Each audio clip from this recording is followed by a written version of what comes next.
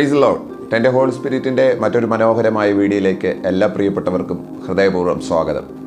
2026 എന്ന മനോഹരമായിരിക്കുന്ന ഒരു വർഷത്തിലേക്ക് നമ്മൾ പ്രവേശിക്കുകയാണ്. ഏറ്റവും അനുഗ്രഹീതമായ ഒരു വർഷം നമ്മളെ വിട്ട് കടന്നു പോയിരിക്കുകയാണ്. ജീവിതത്തിൽ കൊച്ചു കൊച്ചു ദുഃഖങ്ങളും വേദനകളും സങ്കടങ്ങളും, എന്നാൽ അതിനെ കവിയുന്ന രീതിയിൽ ദൈവസന്നിധിയിൽ ഓർത്ത് സന്തോഷിക്കുവാനും കർത്താവിന് ഒരുപാട് നന്ദി പറയുവാനും തക്കവണ്ണമുള്ള ഒരു അനുഗ്രഹീത വർഷമാണ് നമ്മളെ വിട്ട് കടന്നു പോകുന്നത്. ഈ പുതിയ വർഷത്തിലേക്ക് നമ്മൾ പ്രവേശിക്കുമ്പോൾ വളരെ പ്രതീക്ഷയോടും താല്പര്യത്തോടും കൂടെ ദൈവവചനത്തിൻ്റെ ചിന്തകളോടും പരിശുദ്ധാത്മാവിന് നമ്മളോട് പറയാനുള്ള ദൈവിക ആലോചനകളും കൂടെ ഈ പുതിയ വർഷത്തിലേക്ക് പ്രവേശിക്കുന്നത് വളരെ ഉത്തമമാണ് എന്നെനിക്ക് തോന്നുകയാണ്.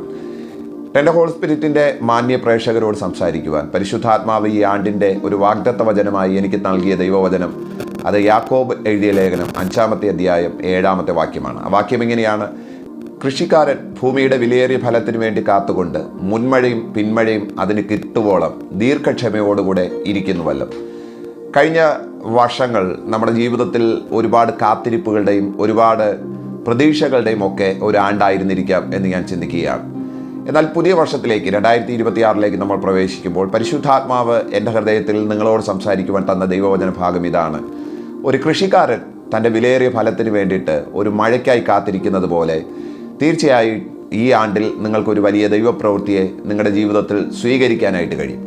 ഒരു മുൻമഴയും പിന്മഴയും കൃഷിക്കാരൻ തൻ്റെ വിലയേറിയ ഫലത്തിന് വേണ്ടിയിട്ട് കാത്തിരിക്കുന്നത് പോലെ തീർച്ചയായിട്ടും ഒരു ദൈവിക കരുതൽ ഈ വർഷം വെളിപ്പെടാൻ പോകുന്നു എന്ന് പരിശുദ്ധാത്മാവ് എൻ്റെ ഹൃദയത്തോട് സംസാരിക്കുകയും അത് ഇന്ന് നിങ്ങളോട് വളരെ സ്നേഹപുരസരം ഞാൻ അറിയിക്കുകയും ചെയ്യുകയാണ്.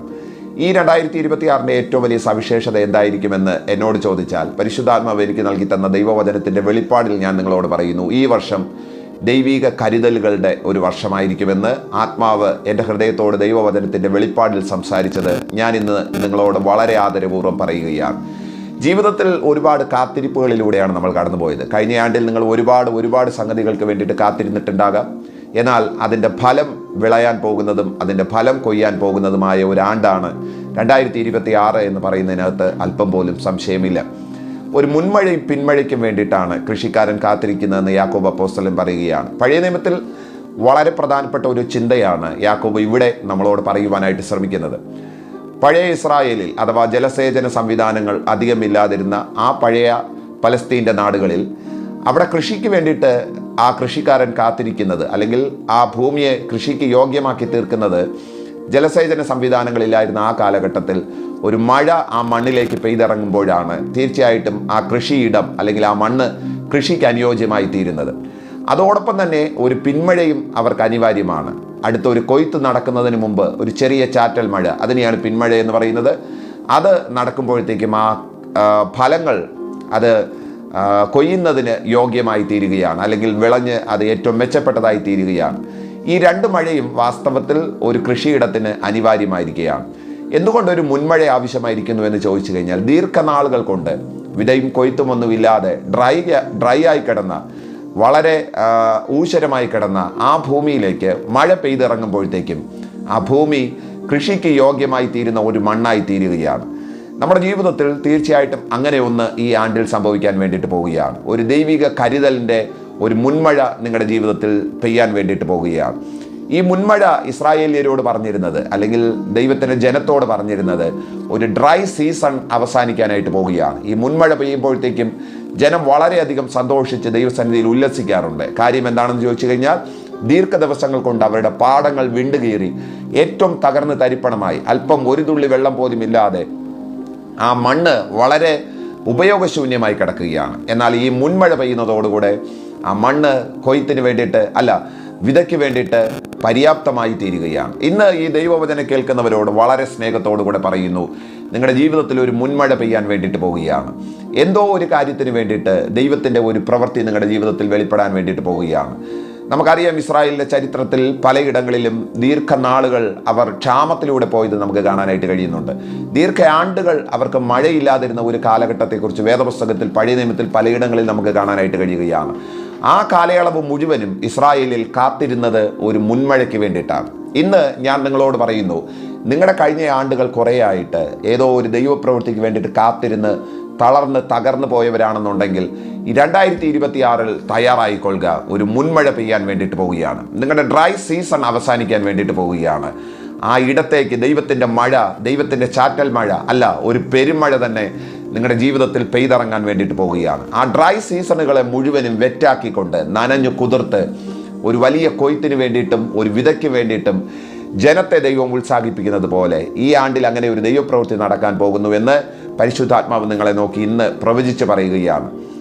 സദൃശ്യവാക്യം 16-ാമത്തെ അധ്യായത്തിൽ മനോഹരമായിരിക്കുന്ന ഒരു വേദഭാഗമുണ്ട്. രാജാവിൻ്റെ മുഖപ്രസാദം അത് പിന്മഴയ്ക്കുള്ള മേഘം പോലെ എന്ന് എഴുതിയിരിക്കുന്ന ഒരു വേദഭാഗം സദൃശ്യവാക്യത്തിലുണ്ട്. ഇന്ന് ഞാൻ നിങ്ങളോട് പറയുന്നു, ദൈവത്തിൻ്റെ ഒരു മുഖപ്രസാദം നിങ്ങളുടെ മേൽ വെളിപ്പെടാൻ വേണ്ടിയിട്ട് പോവുകയാണ്. ഒരു പിന്മഴയും ഒരു മുൻമഴയും നിങ്ങളുടെ ജീവിതത്തിൽ വെളിപ്പെടാൻ വേണ്ടിയിട്ട് പോവുകയാണ്. ആ ഡ്രൈ സീസണുകളെ അവസാനിപ്പിച്ചുകൊണ്ട് ഒരു ദൈവപ്രവൃത്തി നിങ്ങളുടെ ജീവിതത്തിൽ വെളിപ്പെട്ട് വരികയാണ്. ഒരു വേദഭാഗവും കൂടി ഉപോത്ബലകമായി പറഞ്ഞ് അവസാനിപ്പിക്കുകയാണ്. 3.5 വർഷം കൊണ്ട് ഭൂമിയിൽ മഴ പെയ്യാതിരിക്കുന്ന ഒരു കാലഘട്ടം ഏലിയാവിൻ്റെ കാലഘട്ടത്തിലുണ്ടായിരുന്നു. ഏലിയാവ് തന്നെയാണ് പോയി പറയുന്നത്, ഇനി മഴ പെയ്യത്തില്ല, ഞാൻ പറഞ്ഞിട്ടല്ലാതെ മഴ പെയ്യത്തില്ല. അങ്ങനെ പറഞ്ഞുകൊണ്ട് ആഹാബിന് നേരെ വെല്ലുവിളിച്ചുകൊണ്ട് ആ മനുഷ്യൻ കടന്നു പോവുകയാണ്. എന്നാൽ 3.5 കൊല്ലത്തിന് ശേഷം ദൈവം ഏലിയാവിനോട് പറയുകയാണ്, നീ ചെന്ന് ആഹാബിനോട് പറയുക, രഥം പൂട്ടി വേഗത്തിൽ പൊയ്ക്കൊള്ളുക, മഴ നിന്നെ തടുത്ത് കളയാതിരിക്കേണ്ടതിന് വേഗത്തിൽ പൊയ്ക്കൊള്ളുക എന്ന് അവനോട് പറയുക.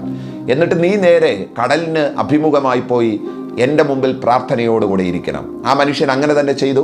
താൻ അനൗൺസ് ചെയ്തതുപോലെ ആഹാബിനോട് ചെന്ന് ഏലിയാവ് ആ കാര്യം പറഞ്ഞു. എന്നിട്ട് മഴയ്ക്ക് വേണ്ടിയിട്ട് ആ മനുഷ്യൻ പോയി കാത്തിരിക്കുകയാണ്.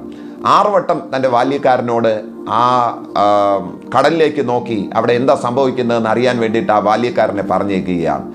ഒന്നും തന്നെ 6 വട്ടവും സംഭവിച്ചിട്ടില്ല. പക്ഷേ 7-ാമത്തെ വട്ടം ആ ബാല്യക്കാരൻ കടന്നു വന്ന് പറയുകയാണ്, ഞാൻ കടലിന് മുകളിൽ ഒരു കൈ പോലൊരു മേഘം കാണുകയാണ് എന്ന് ആ ബാല്യക്കാരൻ വന്ന് പറയുകയാണ്. ഏലിയാവ് ഉടനെ തന്നെ ചാടി എഴുന്നേറ്റ് പറയുകയാണ്, ഒരു പെരുമഴ വരാനായിട്ട് പോവുകയാണ്. വാസ്തവത്തിൽ അതിൻ്റെ വചന വെളിപ്പാട് ഞാൻ നിങ്ങളോട് പറയുമ്പോൾ കുറച്ചുകൂടി നിങ്ങൾ ഭരിതരായി തീരുമെന്ന് ഞാൻ വിശ്വസിക്കുകയാണ്. വാസ്തവത്തിൽ ഏലിയാവിൻ്റെ ബാല്യക്കാരൻ കണ്ടത് മേഘമാണോ? എനിക്ക് തോന്നുന്നില്ല. അവിടെ കൈ പോലൊരു മേഘം എന്നേ ആ മനുഷ്യൻ പറയുന്നുള്ളൂ. അതിൻ്റെ അർത്ഥം ദൈവം കടലിൻ്റെ മുകളിൽ തൻ്റെ കൈ ഏലിയാവിനൊന്ന് കാണിച്ചു കൊടുക്കുകയാണ്. ഞാനിവിടെ ഒരു വലിയ കാര്യം ചെയ്യാൻ വേണ്ടിയിട്ട് പോവുകയാണ്, എൻ്റെ കൈ ഇപ്പോൾ ഞാൻ ഉയർത്തി നിൻ്റെ മുമ്പിൽ കാണിക്കുകയാണ്. 2026 ആരംഭ ദിവസങ്ങളിൽ പരിശുദ്ധാത്മാവ് അതേ കാര്യം നിങ്ങളോട് പറയുകയാണ്. ദൈവത്തിൻ്റെ കരം നിങ്ങൾക്ക് വേണ്ടിയിട്ട് ദൈവം ഉയർത്തി കാണിക്കുകയാണ്. ഒരു മുൻമഴയ്ക്ക് വേണ്ടിയിട്ടും ഒരു പിന്മഴയ്ക്കും വേണ്ടിയിട്ടും ദൈവത്തിൻ്റെ കരുതലിൻ്റെ വർഷമായിരിക്കും ഇത് എന്ന് നിങ്ങളോട് പറയാൻ ദൈവത്തിൻ്റെ കരം ആ കടലിന് മീതെ ഉയർത്തി ദൈവം കാണിച്ചതുപോലെ നിങ്ങളുടെ ജീവിതത്തിൽ ദൈവത്തിൻ്റെ കരം ദൈവം ഉയർത്തി കാണിക്കാൻ വേണ്ടിയിട്ട് പോവുകയാണ്. അതുകൊണ്ട് വളരെ പ്രതീക്ഷയോടുകൂടെ നിങ്ങൾക്ക് മുന്നോട്ട് പോകാം. ഹോശേയ പ്രവചനത്തിൽ ഒരു വേദഭാഗമുണ്ട്, വിത്ത് കട്ടകളുടെ ഇടയിൽ കിടന്ന് കെട്ടുപോകുകയാണ്. അതിന് കാരണം ഹോശേയ തന്നെ തൊട്ട് താഴെ പറയുകയാണ്, അവർ വലിയ മഴ പെയ്യുമെന്ന് വിചാരിച്ച് പ്രതീക്ഷയോടുകൂടെ ആ വിത്ത് വിതച്ചു, പക്ഷേങ്കിൽ മഴ വന്നില്ല. അത് കാരണം കട്ടകളുടെ ഇടയിൽ ആ വിത്ത് കിടന്ന് കെട്ടുപോകുകയാണ്. കഴിഞ്ഞ ആണ്ടുകളിൽ നിങ്ങൾ പ്രതീക്ഷയോടുകൂടെ വിതച്ച പലതും കെട്ടുപോകുന്ന ഒരു അനുഭവത്തിലാണ് നിൽക്കുന്നതെങ്കിൽ പേടിക്കരുത്, അധൈര്യപ്പെടരുത്. പരിശുദ്ധാത്മാവ് ഇന്ന് നിങ്ങളോട് പ്രവചനാത്മാവിൽ സംസാരിക്കുകയാണ്. ഒരു മുൻമഴ ആ മണ്ണിലേക്ക് പെയ്തിറങ്ങുകയാണ്. എല്ലാ ഡ്രൈ സീസണുകളെയും വെറ്റാക്കിക്കൊണ്ട് നനഞ്ഞ് കുതിർന്നു മാറ് ഒരു ദൈവപ്രവൃത്തി നിങ്ങളുടെ ജീവിതത്തിൽ വെളിപ്പെടാൻ പോകുന്നു. അതുകൊണ്ട് പ്രാർത്ഥനാ പുരസ്സരം ഈ പുതിയ വർഷത്തെ സ്വാഗതം ചെയ്യുക. ഈ വചന വെളിപ്പാട് നിങ്ങളെ ചലിപ്പിക്കട്ടെ. അനേകം ചോദ്യങ്ങളെ അവസാനിപ്പിച്ചുകൊണ്ട്, ഇസഹാക്കിൻ്റെ ചോദ്യങ്ങളെ അവസാനിപ്പിച്ചുകൊണ്ട് ദൈവം മോറിയായുടെ മലയിൽ ഒരു കരുതലിൻ്റെ കരം വെളിപ്പെടുത്തിയതുപോലെ ഈ ആണ്ടിൽ അങ്ങനെ ഒരു കരുതലിൻ്റെ കരം വെളിപ്പെടാൻ പോകുന്നു. നിങ്ങൾ കടന്നു പോകുന്ന എല്ലാ ഇടങ്ങളിലും ദൈവിക പ്രൊവിഷൻസ് നിങ്ങൾ അനുഭവിക്കാൻ വേണ്ടിയിട്ട് പോവുകയാണ്. എല്ലാ മാസങ്ങളിലും ദൈവിക പ്രൊവിഷൻ നിങ്ങൾ അനുഭവിക്കാൻ വേണ്ടിയിട്ട് പോവുകയാണ്. ആമേൻ പറഞ്ഞ് ഈ ദൂതിനെ സ്വീകരിക്കുക. കർത്താവ് നിങ്ങളെ ധാരാളമായി അനുഗ്രഹിക്കട്ടെ. ഞാൻ വളരെ സ്നേഹപുരസരം ഒരു പുതിയ വർഷം നിങ്ങൾക്ക് എല്ലാവർക്കും ആശംസിക്കുന്നു. God bless you. ദൈവം നിങ്ങളെ അനുഗ്രഹിക്കട്ടെ. ആമേൻ.